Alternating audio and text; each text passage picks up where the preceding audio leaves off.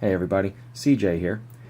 Tonight I made a decision that I wanted to showcase all of the pens that I have, but I've got so many of them I can't really fit them all into a 10-minute video, so I may as well break it down. Should I do all my old ones and then all my new ones, or should I do, all of one type and then all of another type? I think what I'm going to do is just do one video showcasing each pen.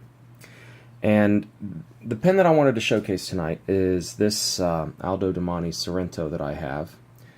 This is one that I bought for my wife as either a wedding or anniversary present, and if I could get the phone to focus on it, there we go. I'm not a fan of this pen, and so I don't write with it, and because I don't write with it, I never fill it. I leave it empty. And to show how well it writes, or how unwell it writes, I could dip it, but they say that that's not a good indicator because they don't write the same way when they're dipped versus filled.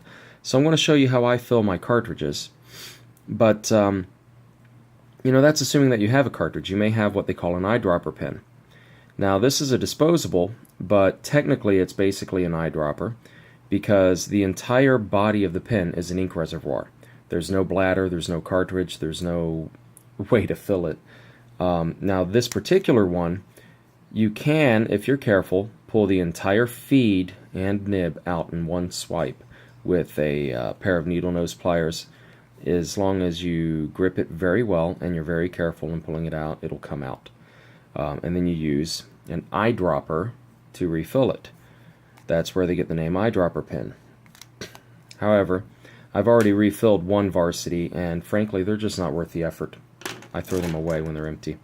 Or at least I'm going to. That one I might hold on to for experimentation with the nib, just because it's so cheap. Another type of pen that you may have is a lever fill, or there's also vacuumatics and there's twist fill and whatnot. And basically what those are, well, the twist fill, I'll talk about that in a moment.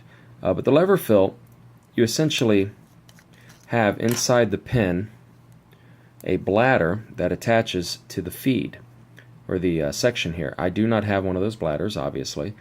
And inside the pen, not that you could see because I don't have any light getting in there, but there's a little bar called a J bar, or in some models they use what's actually called a pressure bar, depending on how it's made. But this lever pushes up against that bar. The bar squeezes the bladder inside, also called a sac, and forces out any air or ink that's in the bladder, and then you stick it in your ink and refill it. Makes refilling interesting when you're trying to change colors, I suppose. But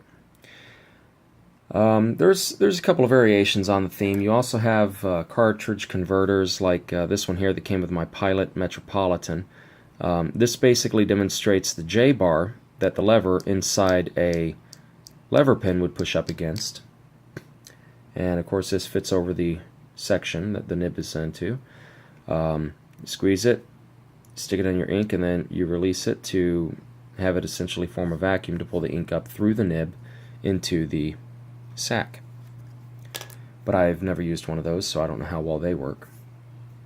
But today I'm going to demonstrate how I've been doing it. Now this pen, this Aldo fits a cross cartridge in it. And I use the word fits loosely. See what I did there? Anyway, so this cartridge loosely fits the Aldo, and when it does fit, it fits well enough that it doesn't leak. But this is getting to the point where I think I'm not going to fill it up all the way, but I want to demonstrate how I do that. And there's really nothing to it. So a lot of people will simply dispose of the disposable cartridge, and honestly that's what you're supposed to do, because after a while you wind up with a cartridge, if I could keep my hands on it, you wind up with a cartridge like this that, yes, it fits, but it fits loosely, it doesn't fit very snugly, and I want to demonstrate. Okay, so it's not coming off of the barrel, so I'm good for right now, but I think if that were to come off, I wouldn't even trust it that far. The syringe that I use is a regular hypodermic needle that I got from the grocery store pharmacy around the corner.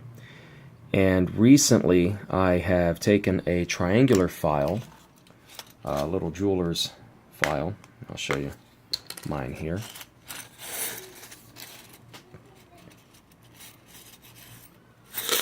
But I just took a standard, everyday, triangular jeweler's file and filed it all the way around. And I kept filing and kept filing until I had such a good score on it that I could easily break it off cleanly. And then I took another file and smoothed it out a little bit so there weren't any, little crusty pieces of metal filings. But basically, that's all this is a hypodermic needle with the sharp end cut down a little. I don't remember what kind of capacity it had. I think it might even be as little as 1 milliliter. I see I've got a little bit of water in there.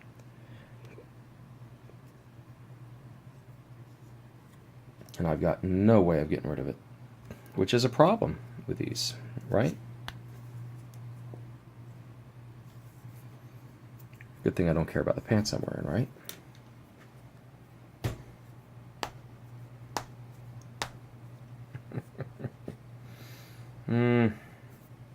Alright, so that's good enough. Any residual water in there at this point is not going to affect the color of the ink that much. Anyway, I think this was about 1 milliliter. And I've seen some quote-unquote ink refill kits that include a syringe like this that has the tip dulled down. And in fact, it might even be a larger needle.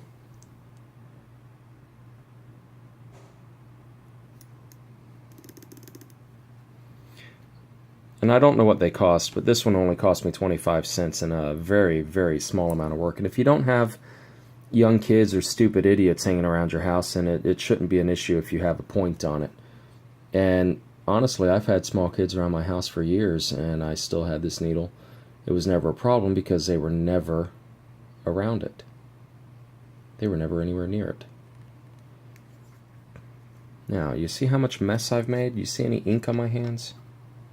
I always thought it was funny. People talk about, well, when you have a fountain pen, you're going to wind up getting ink all over your hands every time you fill it. No, it's not when you fill it, it's when you clean it. That's when you're going to wind up getting ink on your hands, but I digress. So, I have now inked the Aldo Monte. And that's how I do it, how I refill a cartridge. No mess, no problems. Now the question is, how will it write? First we've got to get the ink flowing.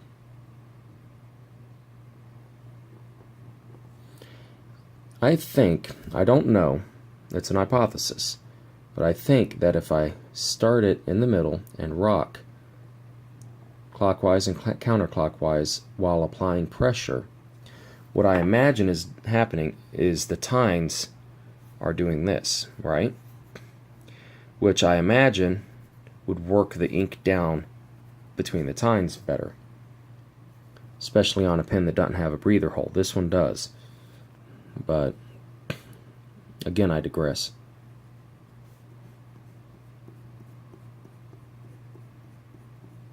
We'll get there eventually.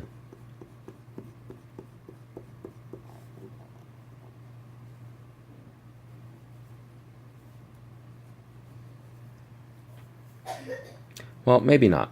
So I'm going to keep fiddling around with this, and in my next video, I think I'll go ahead and use that one to showcase the Aldo Monte Sorrento. I mean, right? So I'll showcase it in the next video. If you care, go look for it.